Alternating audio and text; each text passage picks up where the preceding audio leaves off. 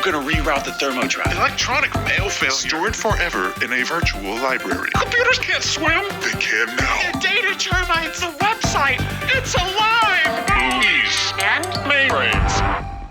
Hi, everyone, and welcome to Movies and Mainframes, the podcast that is going to explore and discuss the representation of technology in media. I am your host, Andy, and with me today, returning champ, Crystal Taylor. How you doing today, Crystal? I am super excited to talk about the movie we're going to talk about. Yes, me too. It has been a while since I've seen it all the way through. Today, we watched Captain Planet in the Planet. No, let me check my notes. Nope, we watched 1997's The Fifth Element. Yes, The Fifth Element, directed by Luc Besson and starring, of course, Bruce Willis, but also Milla Jovovich, Ian Holm, Chris Tucker, Luke Perry, and my man, Gary Oldman. Let me read a quick synopsis here and we will jump right into our notes. It says, in the 23rd century, a New York City cabbie, Corbin Dallas, played by Bruce Willis, finds the fate of the world in his hands when Lelu, played by Milla Jovovich, falls into his cab. As the embodiment of the fifth element, Lelu needs to combine with the other four elements to keep the approaching great evil from destroying the world. Together with Father Vito Cornelius, played by Ian Holm, and zany broadcaster Ruby Rhod, played by Chris Tucker, Dallas must race against time and the wicked industrialist Zorg, played by Gary Oldman, to save humanity. So there we go. We got the synopsis for The Fifth Element. Crystal, you chose this movie. You saw it on the master list. You chose it. What is your relationship to The Fifth Element? Well, so there are several things. This is from like a golden era of Bruce Willis films for me. Like a lot of his comedy action movies came out during this time, and I enjoyed them deeply. I mentioned this before we started recording, but I was only 10 years old when this movie came out, so I definitely did not see it in theaters. I don't have that experience, but we used to watch with my dad, again with my dad. I spent all the time watching action movies with my dad. We used to watch them when they'd come on TV. So the first several times I saw this movie was definitely the like TV censored version.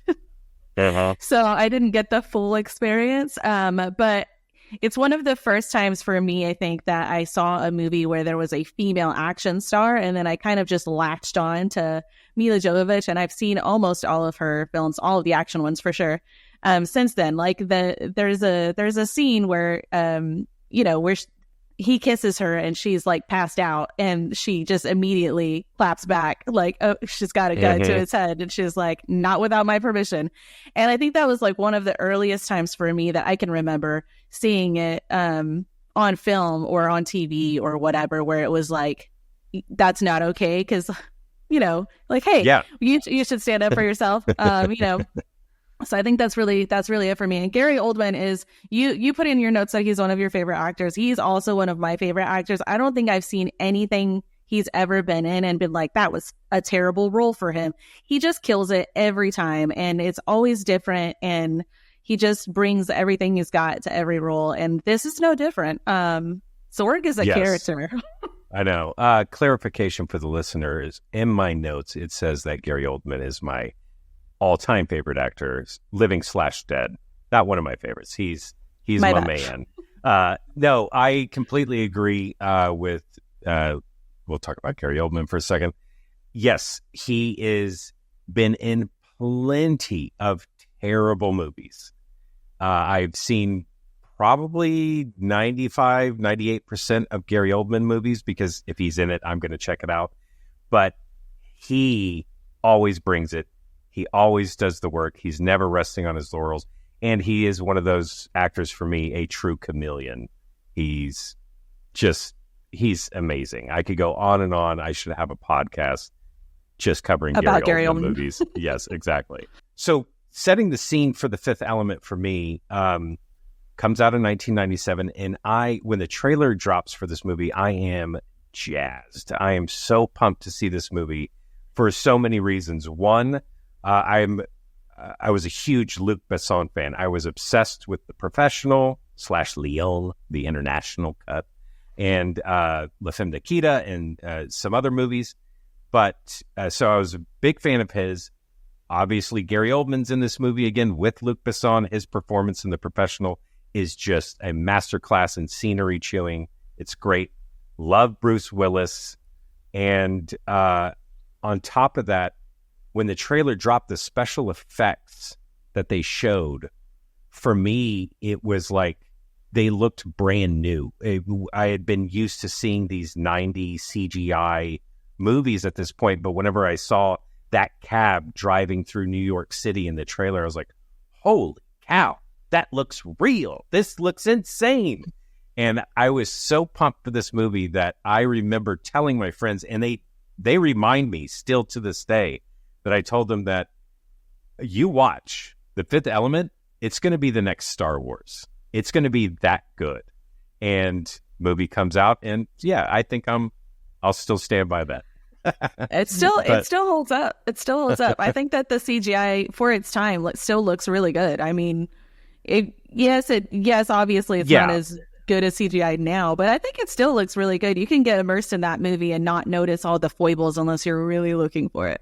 No, agreed. There's still some shots that are very impressive because they're doing model work and they're using CGI to, augment and everything. So it still looks really good. And yes, there are some parts that still look a little janky, but I mean, that's just the way CGI goes. I'm sure I will watch the new Dune 10 years from now and I'll be like, oh, that doesn't look as good as I remember it, even though now Dune is for me like the benchmark for incorporating CGI into a movie where it looks realistic.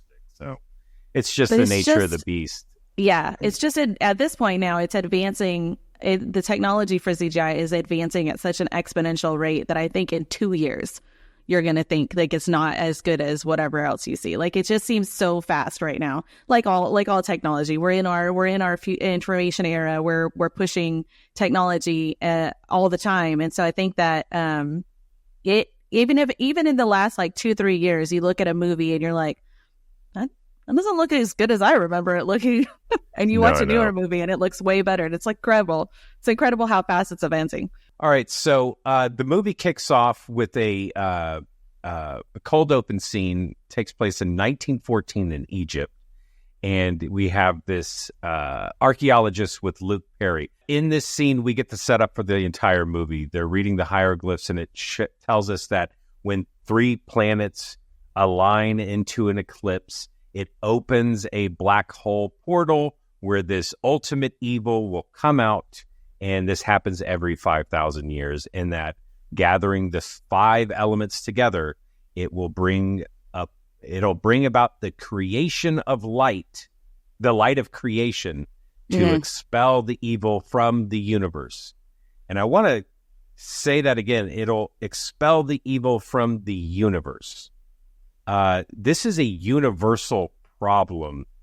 And one of the things I wanted to talk about is that this evil is going to take over the entire universe, but this movie is very Earth-centric. These aliens have these 4 stones in the 5th element in the center that we later find out is a engineered supreme being. It's Leeloo Dallas Multipass. And perfection. Yes, perfection. But they set up this, what I'm calling the 5th element, the 5 element defense system. They only set it up on Earth. Like there should be the Mondoshuans, the aliens in the big, bulky, armored suit who waddle around. We should get into that backups. Too. Yeah. Oh, yeah. But they should have backups. They should have things in different galaxies or whatever, so they have fail-safes. If something fails on the Earth sector, hey, don't worry, we have something in Alpha Centauri or something like that. I don't know. It's just very... I understand it's a movie with Bruce Willis. It has to be Earth-centric. But it's the fantasy part of it for sure. But it's like the whole concept of the backing story is nonsense. Like the great evil that comes out of this black hole, which is later referred to as a planet, even though it's smaller than every planet it passes. That's a different question. Is referred to as a planet, and it's just like a tangible mass Like, it's not all the evil in the universe as it's originally touted, like, you know, the evil that's inside of humans or whoever or whatever, you know, the evil, that everyday evil. It's like a specific great evil that randomly appears and is going to take over everything. It's very questionable. It's very questionable. How does this weapon work? Like, how does I'm with you on the why are there no backups? Why did they trust humans with it? Humans are very unreliable. We've proven that in our entire history. The other thing about the evil, and I'm going to nitpick because it's fun. So when the planets align, it opens the portal and the evil comes out.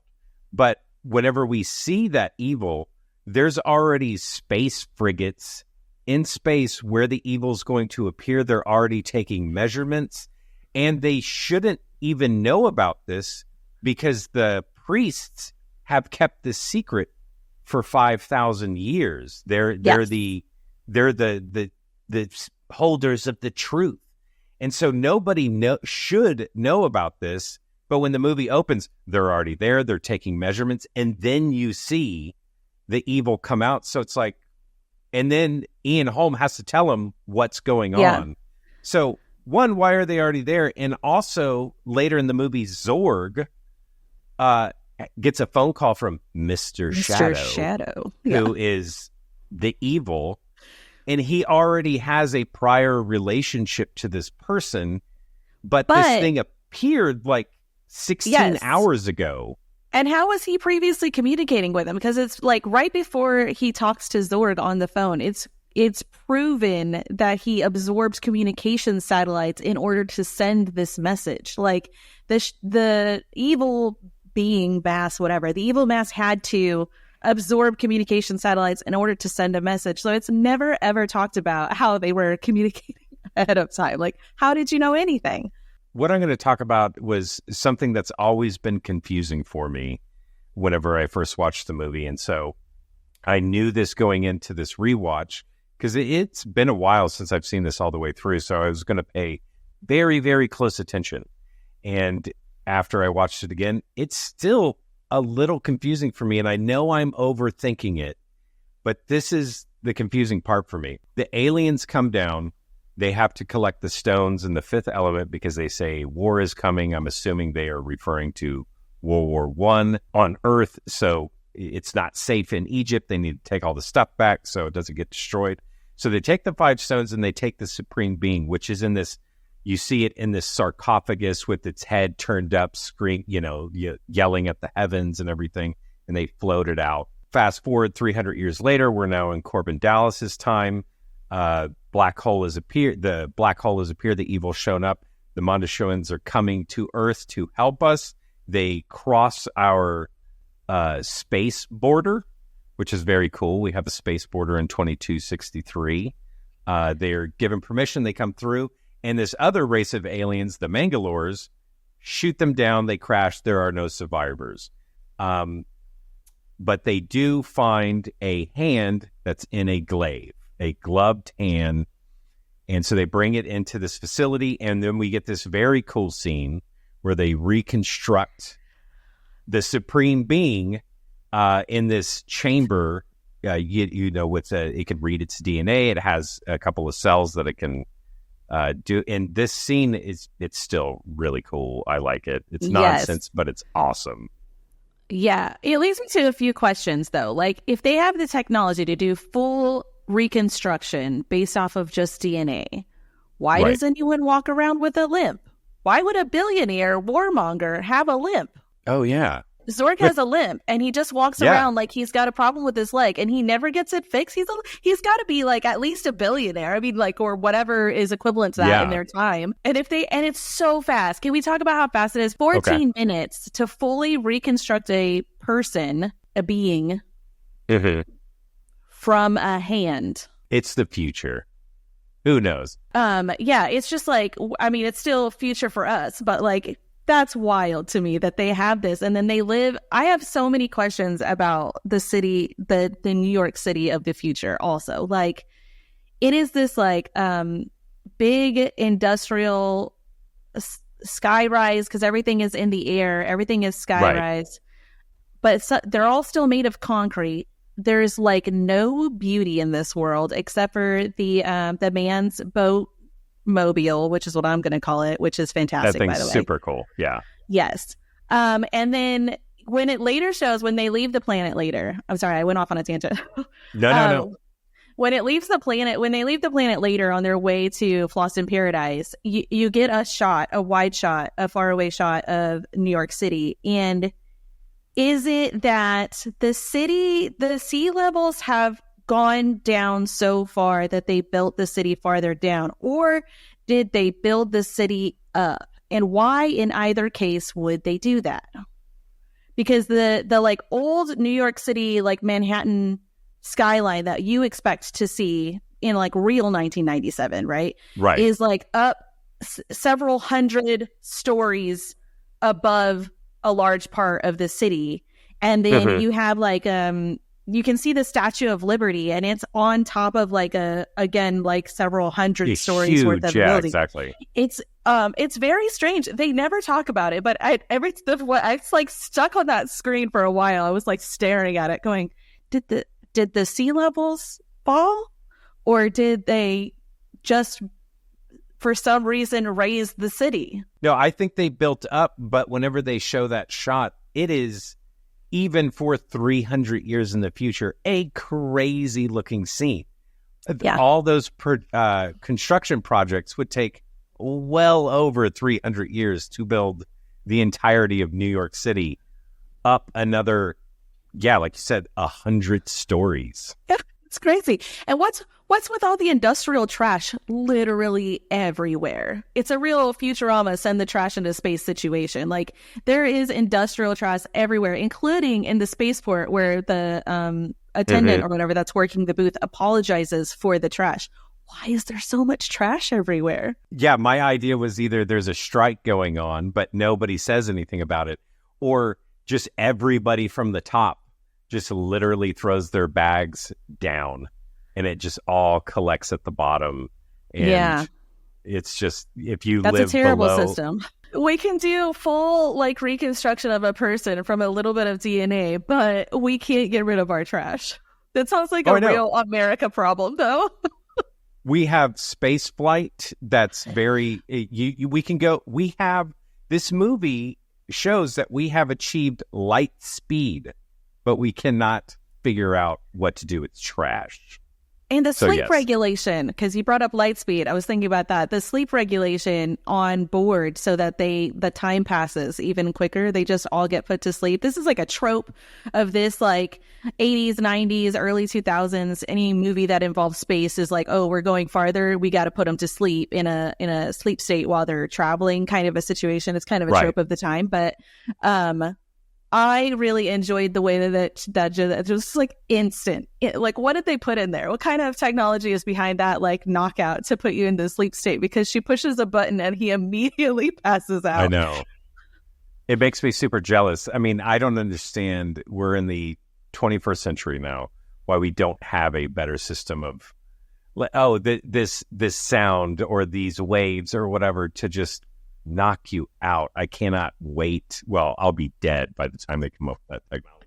But the minute they showed that, I was so jealous. Like, it would be so great. Instead of reaching over for a sound machine, you're just hitting this button and instant knockout. It'd be so great. But speaking of the putting them down for the space flight, that was another thing I wanted to talk about with this great evil.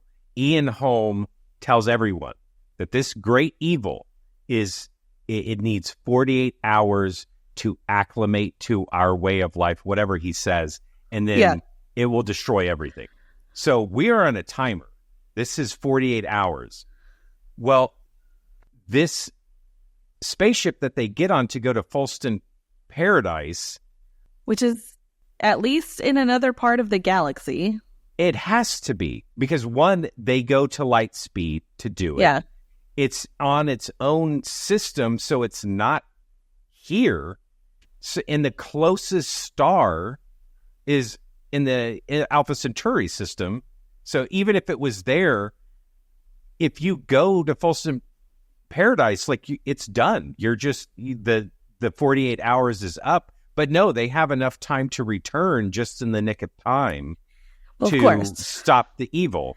So they'd have to be at faster than light speed then. Yes, much faster.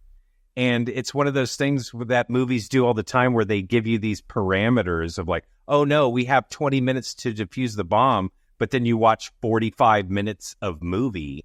And it's like, well, why'd you say 20 minutes? Just say an hour. Just say 2 days. Why'd you say 48 hours for this movie? Just say we have a week or something. Yeah. Just any also, innocuous time. How do you know when it's ready? Yeah. Like ancient texts. Who knows? Yeah, and I want to backtrack us a little bit because we skipped over it. You talked about it in the very beginning. We were talking about the cab, and I want to talk about his apartment for a minute and the cab, if we can.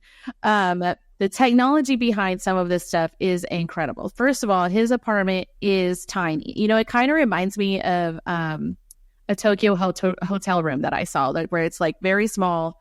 And like everything kind of just folds out of the wall, and that's what you use. And it's very similar in the movie where like the shower becomes the refrigerator, I think it is what's underneath.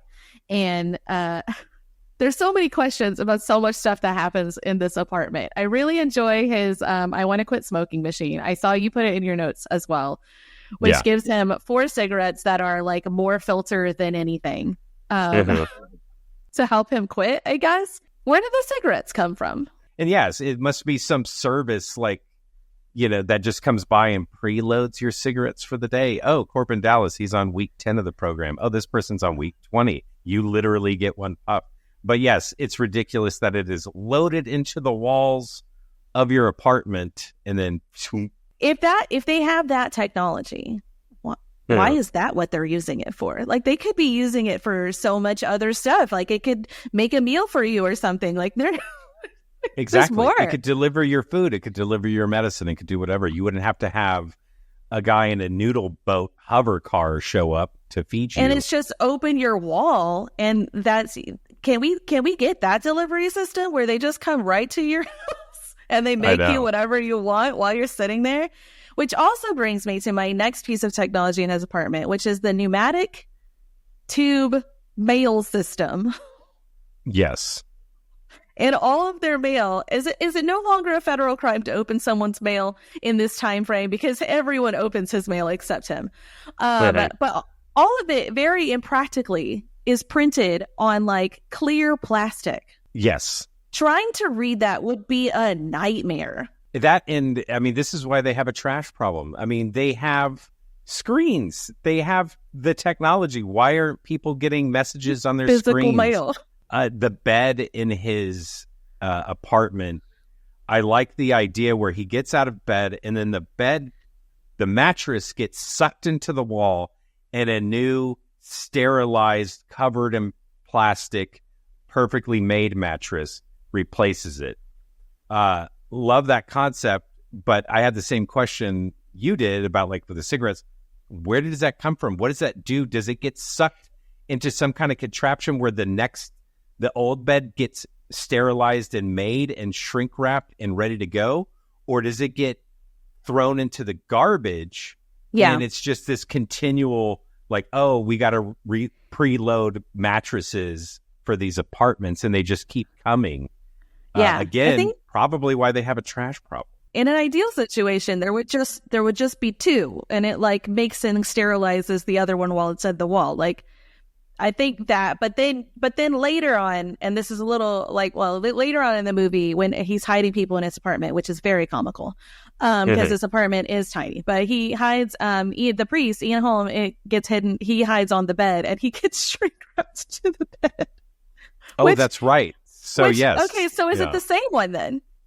Because earlier we see it pop up another one, but he gets down on the bed and then it goes into the wall and he just gets shrink wrapped on top and he comes back out. Ah, yes. Yeah, but it would earlier be the same when one. it shows it the first time, like immediately as soon as he gets up, another one pops up from the floor. Right.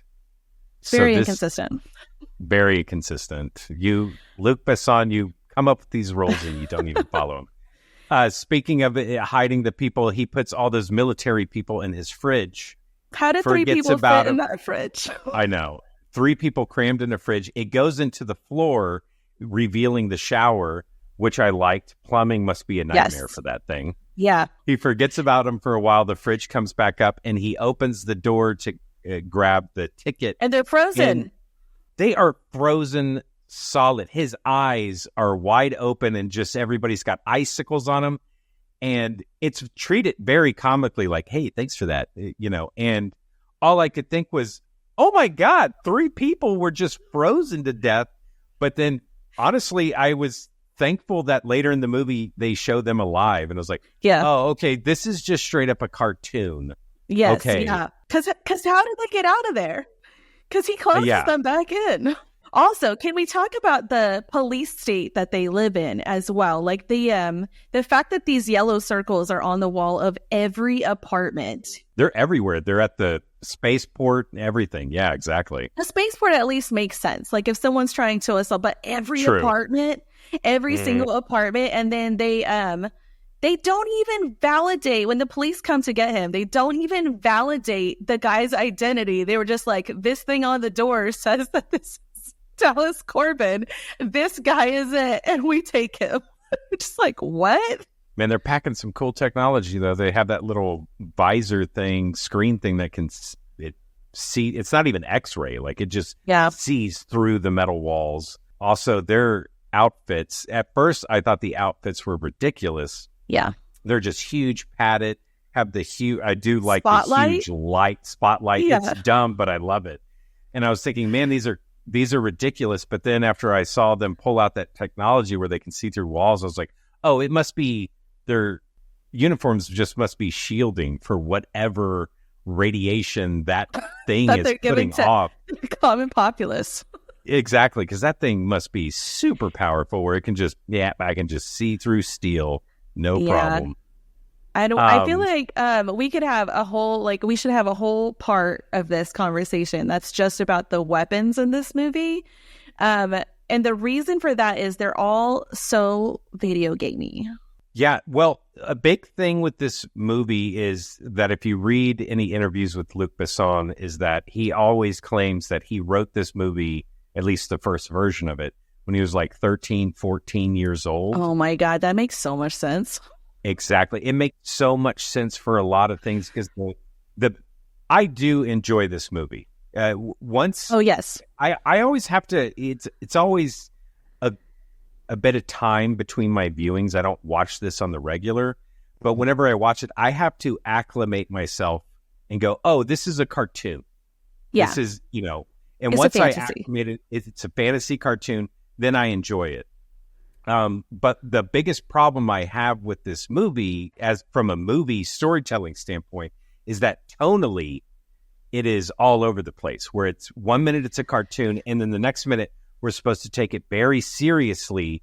Like, for instance, I'll just point out the scene where Lelu is on the internet, and she is downloading the internet into her brain. And she's looking at all the atrocities of humanity over the past millennia, and she's crying, and the music is very dramatic and everything, and she's even questioning if humanity is worth saving, and then the whole fact that the fifth element is, love, if you want to go with that route, and so whenever I see that, and then I see cartoony stuff, and then I realize, oh, this was written by a 14-year-old, it all kind of clicks together, where it's like everything that's supposed to be deep and profound is very surface level. It's not very deep. It's not very profound. It's like what a teenager would think love is, or what a teenager would think war is, or atrocities are. You know what I mean? It's just kind of like, okay, you have a lot of growing up to do. Don't worry. But that's the only problem I have with this movie. Tonally, it just kind of jumps around too much. And it doesn't gel. It's a roller coaster. It is. But yes, I want to point out that when she's in the priest's home, and she's in the Matrix. So by the way, she's doing the whole Neo downloading the Matrix stuff, getting everything in. This New York City of the future looks like Coruscant from Star Wars. And this all predates that. So, because whenever I saw the New York City, I was like, oh man, that's just Coruscant. But then I was like, oh, but we didn't see Coruscant until 1999. So, hey, okay, way to go, Fifth Element. Yeah. But she's downloading all this stuff, and I totally forgot this, but I was shocked to see she is watching all of this on a CRT monitor, a Hewlett-Packard CRT monitor, and there's just a flash frame of her walking up, and it is a old-fashioned desktop. And I was like, how did that survive 300 years? But then you look around Ian Holmes' apartment, and there's so many there's a wooden grandfather clock and all these old relics. So I'm thinking, oh, must be an antique, but that's crazy. I was going to bring up his apartment because I found it really interesting that all of these things survive. And I guess a person that's keeping knowledge and secrets for that long, like presumably they just have one apartment and then the priests change, right? The next one takes over. So it kind of makes sense that they would have all of this stuff from all of these eras that's been collected, and it's in good shape because they care about the old stuff. They never changed their fashion. I could have a whole conversation about the fashion in this movie. I just want to say the only person who is in any way fashion forward in this movie is Ruby Rhod. It's not like I forgot about Ruby Rhod in this movie, because how could you? But it had been a while since I've seen this movie, and whenever I watched it, I just forgot how good Chris Tucker is. As it's like the whole time I'm watching, it's like, where is everybody is taking from franchises and doing reboots or doing TV series based off one little thing? Like, we're going to have a Bene Gesserit show on HBO based off one facet of Dune. It's like, where's my Ruby Rhod series? I'd watch it. It'd be wild. Oh my God, it would be great. And it's so, like, watching it now, which I'm not thinking about this in 1997 when this movie comes out, but watching it now, it's like, holy shit, this is super progressive. He refers to himself as Miss Ruby Rhod. And I was like, oh, what? This is incredible. His fashion is just ridiculous. It is so good. It is the best thing about him is his fashion and his like absolute constant. He has so much energy. He's go, go, go. And then as soon as he's no longer alive, which, can we talk about that? He's going live to radio across the galaxy, potentially farther than that, because he's broadcasting from Floston Paradise and the president is listening to him back at Earth. In real time. Yeah. In real I didn't even time. think about that. Let's talk about that. Because, like, what kind of crazy technology do they have for communication that is instant? Mm-hmm. Because that's insane. Like, we can't get instant communication back from our satellites that orbit Earth right now. Like, that's crazy. So yeah, no, they have quantum broadcasting. That is a thing in 2263. And it is instant. And he is talking. I love all the Britney Spears mics. That's what I refer to them as. That they refer to him as Garth Brooks mics. So yes. Different time. Yeah. Yeah. It's awesome that depending on your age, you have whose mic that is. I loved Garth Brooks growing up. I will say I call them Britney Spears mics because our friend Kevin Sperberg refers to his that he uses for events as a Britney Spears mic. So I started doing it. I just picked it up. But yeah, all of the technical, they still have like old microphones and stuff. His cane microphone is also incredible. That he uses to talk to his guests, and he is absolutely a flawless performer. Flawless. He never stops, even though Dallas is giving him nothing to work with. Absolutely nothing. And he's just like, oh my God. And he just still goes. And I, as someone who has to speak on stages and things like that sometimes, I admire that so much. He's a flounder. It doesn't stop. He's just go, go, go, go. And Ruby Rhod is a genuinely, like, just chef's kiss of a character. And I think whenever you start watching this movie, until he appears, you have no expectation that anything like this is going to appear in the movie. He is the most extra character in almost any movie I've ever watched, and I love him for it. And Chris Tucker pulls it off flawlessly. Ruby Rhod, a little trivia here. Prince was actually cast as Ruby Rhod, but as production kept getting stopped, before they could start production, it kept getting a little bit delayed. Prince had to bow out because he went on tour and scheduling didn't work out. And then when Prince dropped out, this role was between Chris Tucker and Jamie Foxx. And wow. Luc Besson said he went with, this is crazy to me. The quote is Luc Besson went with Chris Tucker because he liked his smaller frame. Man, that's crazy. Like, I want to see those versions of like the Eric Stoltz Back to the Future where like, oh, I wish they shot with Prince for a couple of days, or I wish there was a Jamie Foxx screen test or something. Speaking of alternate casting real quick while we're talking about it is Corbin Dallas, Mel Gibson originally. Oh, that would have been a different movie. Completely different movie. Yeah. I'm glad we got the cast we got. It is a fantastic cast. Agreed.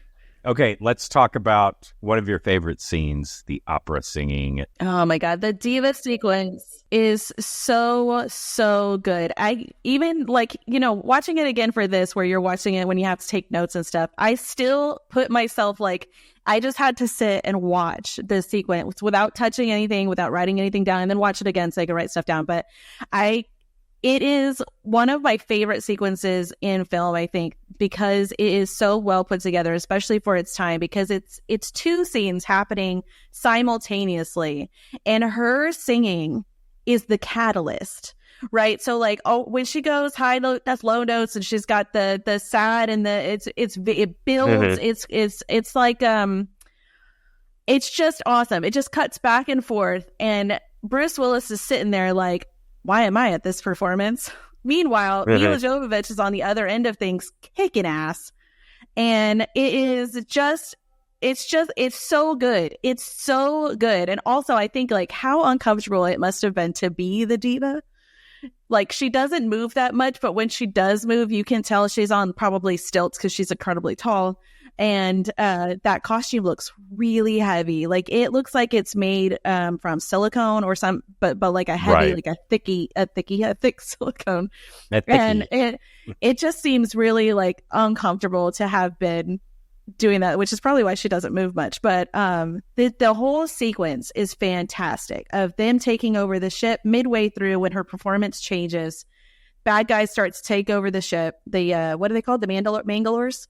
Mangalores, yeah. Yeah, the Mangalores start to take over. That they're like, oh, they want war, even though they're clearly the ones who started it. And as soon as that happens, the whole tone of her song changes from straight, just operatic, beautiful kind of solo aria that's happening into fight music. But she's singing it the whole time, and I absolutely love watching it. I have to concentrate on it whenever I see it because it's. The cinematography for it is well done. The cutaways, the editing for it is also very well done the whole time you're watching it. And again, back to my statement earlier of watching a woman kick ass on screen, also mm-hmm. part of it. And I think it's just fun. And it is kind of a little bit of a comical fight in a few places where, she's slapping his face around and stuff, where it goes back to that cartoony, mm-hmm. The tonal shifts or something, but it's a fun sequence. I really enjoy it. And then the diva gets shot, and then it's Corbin's turn to now kick ass. He didn't get to be the first person in the movie as the action star to do the fighting. Oh yeah, I didn't even think about that, but that's a good point. Yeah, I always think about it. I think it's great. I wrote in my notes that she looks like an H.R. Giger Twi'lek. I can see that. That's a good description. Can you talk about how very on board Corbin Dallas was immediately sticking his hand inside a person's body that just died? I know. And she says the stones are inside me. And he doesn't check. No. He doesn't give her a pat down or anything. Nope. He's like, oh, well, here we go. And there's a hole. Let's check. Yeah, it's genuinely baffling. The trust he puts in Ruby Rhod immediately, I guess because he needed another person and Ruby Rhod was close by, where he clearly can't handle it. No, agreed. And then if you're, one last thing for that, if you're going to hide the stones inside you, then why even call attention that you are carrying the stones by traveling with the stone case? Yeah. If they're inside you to be hidden, why even call out the stones are near me? I got them, but you don't know where they're at. It's just like, don't even call attention to it. Yeah, and also, was the Diva planning to die either way? Because she wasn't going to give Leeloo the stone. She recognized Leeloo right away. Right away, she knew what she was. And B, she tells her, or she has her attendant tell her that she'll give them to her after the concert. Is that because she would have had to have major surgery, or because she would have had to be killed to take them out? And she was just like accepting of that. Like, at what point when they gave her the stones originally to safeguard, like, what part of that, how did that conversation go? Like, we want you to store them inside your body, but carry the case around so people know you have them. I'm guessing there's some part of her alien physiology that we don't know about and is gross. It checks out. I want to talk about real quickly, Zorg has a scene where he's at his desk, and it's the scene where he's talking to Ian Holm and he's choking on a cherry. And during the scene, Ian Holm's giving him a lecture like, ha, ha, ha, ha, you know, all your hubris and you're taken down by a cherry. Well, during this time at his desk, Zorg is panicking and he's hitting all these keypad buttons. And whenever you type in a sequence, something happens. Earlier, we saw these Wall-E-style Roomba cleaners come out of the wall and start cleaning everything up. Well, whenever he's doing it, this is everything that they show Zorg's desk can do. It can provide you with a glass and fill it up with water right there at the desk. It can give you an inflatable flotation device. For some reason, in a skyscraper. Exactly. It can lock doors remotely. Absolutely normal. That I get that. It can hide and reveal things. In this case, a cactus. He has a nice little cute succulent cactus. I didn't notice that one. Yeah, that pops up. It can bring up a Rolodex type thing, which he's got a Rolodex instead of a screen, but whatever. It can eject folded shirts, like this tray of pristinely wrapped folded shirts not only come out of the desk, but start ejecting into the air. It can shoot out metal discs. I don't know if they're coasters or what, but they were just these metal square discs. I wrote CDs because they looked like CDs. Yeah.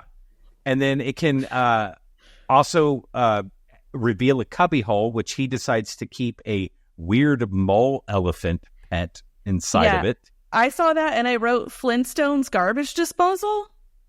Yeah. Because I swear it looks like the one for the live action Flintstones movie. And then the last thing it's shown to be able to do is that he can remotely detonate phone booths from around. So Zorg was it the phone booth, or did he have an explosive? Because I wrote this down too. Did he have an explosive on his man? Because I just assumed he had an explosive on the man.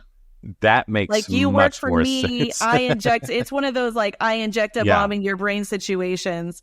Is what I was thinking. It was more along the lines. Because how would he have? And why do we have phone booths? Exactly. And no screens still. But we're going to go with your, it is definitely a Running Man has some bomb inside of him or strapped on him. This was something I actually didn't ever really think about until this watch through.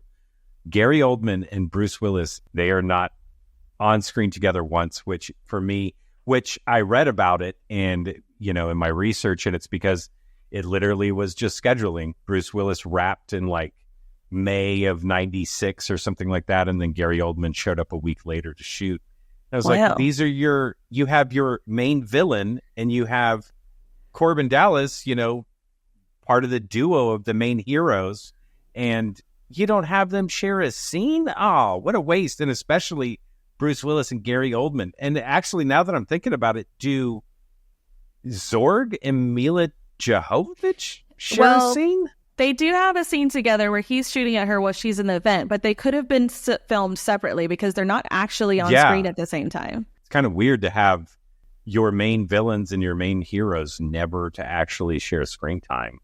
So one thing I want to talk about with Lelu is that towards the end of the movie, she's now getting another download of humanity, and seeing, but this time seeing all the atrocities that humanity has brought onto itself, and she's She's crying. She's in distress. And she's almost gotten to this point where it's like, is humanity even worth saving? Again, I want to point out that this is a universal problem with the great evil. And it's not just about humans. Yeah, it's not just about humans, but yeah, humans suck. We do terrible things all the time. I get it.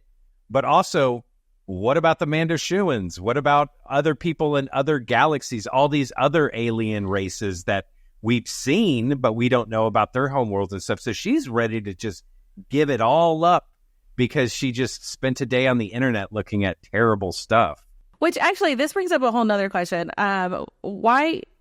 Well, I'll continue this and then I'll go back to what I was going to say. But she downloads all this stuff, and it's just if she's downloading everything from the internet, and we have communications and interactions with other alien species, right? We know there's more life out there, and we have communicated, and we're working together with them, and all of this. Why is everything she's learned only about humans?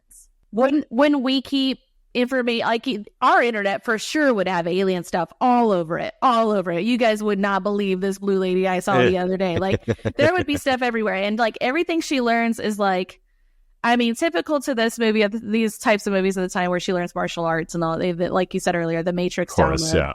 Yeah. Like all of that stuff is happening, but she doesn't learn about any of the other alien species, and she clearly already knows about them. But some of them, like, because she knew the Diva already. But the question I have, when she first wakes up, she clearly doesn't know or speak English. Correct. She is like a feral animal. But why? Because they came before, and they spoke English when they came in 1914 Egypt. True. So why wouldn't she know English if that was the language of Earth or whatever at this time? Like, which is very arrogant of us to assume, but that's what we do as Americans. Like, if we assume that English is the universal language for this galaxy because everyone you meet speaks English, including the Mangalores and the Diva and whatever, right? If we assume that that's like a universal language, why would she not know it? Yeah. Why wouldn't she know every language? How did she understand the internet if she didn't know English? There's so many questions surrounding her.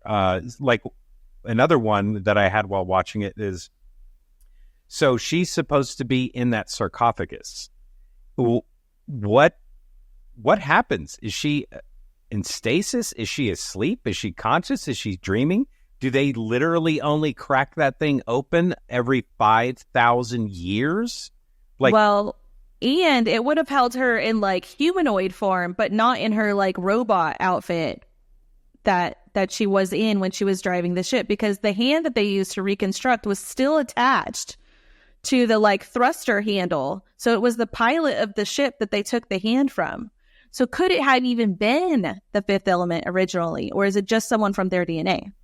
Okay, so I started to talk about it, the very confusing thing watching this movie back in 1997, and now watching it again, I'm still confused. And you saying that just confuses it even more, because yes, I always had this thing where it's like, okay, there's this supreme being in the sarcophagus. The Mondoshuans take it, it crashes. They find the glaved hand, the leftover, they're going to reconstruct it. That glaved hand isn't the exact hand that's on the sarcophagus. One, you would argue the glaved hand on the sarcophagus is just decoration. It's just design, and it's also not a Mandoshuan glove, because those look very different, and it is actually not clutching a thruster bar. What it is actually clutching, that I got this time and doing internet research like a loser, it is actually clutching a handle from the stone case that Gary Oldman wants. You bring me those stones. So it's one of those handles from that. In fact, there's some dork like me grabbed a screenshot, and you can see where there's like a missing handle from that case. Yeah. So that just raises further questions of, so a supreme being's in the sarcophagus. the sarcophagus isn't the glaive hand that they're using, what are they actually recreating? Are they recreating the Supreme Being? And if they are, then it's up and about and doing things and grabbing things. Even if it was a ship thruster, it's doing a ship thruster. Or are they recreating a Mandashuan, the big bulky and then guys. Later when the and are they the same thing except she's just a little more perfect version of them? Or what? I don't. And when she later gets reconstructed from the hand, she's humanoid, but I always just assumed that was like, because it talks about that she has their DNA is similar to ours, but they have 200,000 more DNA markers than we do. Right. So like, presumably they wouldn't have been able to rebuild her without basing her off of a human genome. That's how my brain processed that they were even able to do this, is that they base it off the human genome. So she's got to be missing genetic markers from that original 200,000 plus genetic markers that were there. And then, is the original sarcophagus, did it actually house a person, or was it just supposed to be a representation of the fifth element? And when they left and they were on their way back, they like brought the fifth element with them. Because it seems kind of silly, going back again to them not having backup plans, to have all of their eggs in one basket and have everything in that one temple easily accessible, easily usable, because that's where the stones originally were. And if this happens every 5,000 years, and presumably these supreme beings are older than the first time that it happened, then why would they put everything in one place? Exactly. Yeah, and is she really the supreme being, or like you said earlier, is it just the representation of love? Because that's the plot point at the end of the movie, is that, you know, she has to know love and she won't be the weapon. But is it that that's what makes her not give up on, you know, where she was at the state of giving up, because what's worth saving is knowing love, where someone just says I love you and now all of a sudden you know what that means, because 14-year-old boy. But yes. If someone saying that they love you means you now know love, that makes suddenly everything's worth saving after you had just given up. Yeah, I don't know. Well, I maybe love this you movie. Make... I want to make that clear. No. I do love this movie, but but we have to. Our job is to actually question. Now that we're talking about it, maybe it's actually not take anything away from Milla Jovovich's character, but maybe Bruce Willis was the actual trigger for the fifth element, because they're both in that space, and he realizes like, oh no, I love this person, so maybe that's all it needs. That is the fifth element, and he was the actual trigger for it. But she made him feel that, because the other elements did have to be triggered. Yes, and you saying, oh yeah, they had to be affected from the outside. Yeah, this makes sense. Maybe. Yeah. Well, actually, it's making more sense, and it has a better message if you view it this way, because originally when I watched it, I was like, well, this is kind of a screwed up message that Milla Jovovich is worthless without a man's love. Right. You know, Lelu is incapable of functioning without a man's love. Like, it's like, that's not a great message. Man she met 48 hours ago. Oh, I know. But I actually like this with Lelu is affecting Bruce Willis just like they affect the stones by blowing on them or putting fire. I like that a lot better too. She, the supreme being, has filled him with love and activates the thing. And activates her as the weapon of ultimate light. And if you start thinking about it, the supreme being fills with love, the creation, the light of creation. It's all allegories and metaphors and everything. Yeah. So I'm actually going to go with that instead. I like of it better. A couple of technology things I want to point out. We see a what I'm assuming is a food rehydrator. Yes, I want one. I know. She drops a couple of pill-looking things into a plate and comes out with this huge, Thanksgiving stuffed turkey with all the fixings. And she's eating so much. Where does it go? The other one is there's a makeup goggles. You put these. Yes, I noted that as well. Yeah, which many questions about this. What if your eyes are open? That seems like a real liability. What if, who gets to choose? Is there like dial settings? Because there's no like dials that you can see to like choose colors of eyeshadow or like whatever. It's just a standard, this is the makeup you get and good luck. Like, is it meant to be a one-time use? Like, how much makeup can that thing hold? I have many questions about this makeup applicator. Even though I don't personally wear makeup, I looked at it and I was like, it's built like, it almost looks like VR goggles. Like it's the right shape and everything. Right. Like a VR goggles. And you just hold it up to your face and it just puts makeup on you. Like, what about your eyes? That seems really unsafe. And it does it so quick, it has to be shooting it and at it your includes, eyes. It includes mascara. And how does it include mascara? How the hell does that work? Like, at least I could get somewhat behind it spraying, eyeshadow. That I could maybe make sense, right? Like spray paint, but spray makeup. That makes sense. But how the mascara? How? Whenever I saw it, all I could think about was Homer Simpson's makeup shotgun. And I was just like, that's super dangerous. You should not have that around your eyes. But no, definitely not. I do like staying on the tools or technology for beauty. The girl that works Zorg's desk, his secretary or whatever, she has a nail polish applicator that is automatically polishing her nails one at a time. She just sticks her finger in there. That technology actually sort of already exists. Does it really? It does. It doesn't work exactly like that, but and it's not that compact. But I have seen videos for it, and I was like, oh, that's really neat. Imagine not having to do anything, and it just changes the color of your nail. You just stick your finger in. I enjoyed that as well. That's just like a little fun piece of technology that makes sense. One last thing I will mention is we never see it. It is only mentioned, but apparently in the future there is a sport called laser ball. Yes. Because when they're at the opera, they say like, oh, blah, blah, blah's here he's an MVP from laser ball. And I was like, oh, I want to see that. See the laser ball. Yeah, what would that even entail? I don't know. Is the ball laser, or are you doing something to a ball with lasers? Yeah. Is it like baseball, but you have a lightsaber bat? That's what I'm going to go with. It's just baseball with a lightsaber bat. It cuts immediately through the ball. Nobody gets runs, nothing.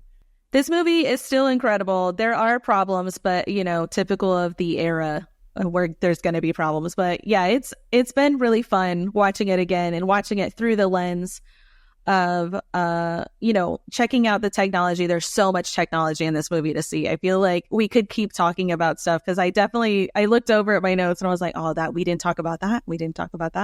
I feel like we could keep going for a while on all the crazy things in this movie. I have so many questions about so many things. All right, Crystal. Well, thank you so much for joining me on today's episode of The Fifth Element. Really had fun talking to you. Well, thank you for listening, listeners. Wherever you are, please subscribe, rate this channel. It would really help us. Also, I want to hear from you. So please go to thwack.com, look for Movies and Mainframes, leave us a comment. Also, you can email us at moviesandmainframes@solarwinds.com.